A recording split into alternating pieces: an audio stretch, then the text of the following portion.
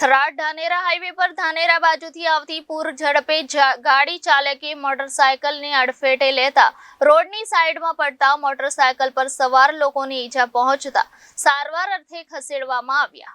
બનાસકાંઠા જિલ્લાના સરહદી પંથકમાં અકસ્માતના બનાવો દિન પ્રતિદિન વધી રહ્યા છે, ત્યારે થરાદ પંથકમાં ગાડી ચાલકો પણ બેફામ રીતે હંકારી પોતાની મોજ ખાતર લોકોને નુકસાન પહોંચાડી રહ્યા છે।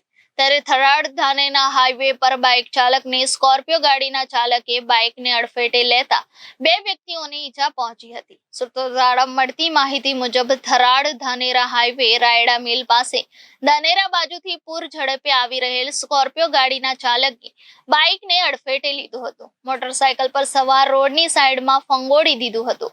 સ્થાનિક લોકો દ્વારા તાત્કાલિક ધોરણે સારવાર અર્થે થરાદની સરકારી હોસ્પિટલમાં સારવાર અર્થે ખસેડવામાં આવ્યા હતા। સ્કોર્પિયો ગાડીના ચાલકની બેદરકારીના લીધે અકસ્માત સર્જાયો હોવાનું જાણવા મળ્યું હતું। Reporter Thanaji Rajput, Janadesh news, Banaskantha.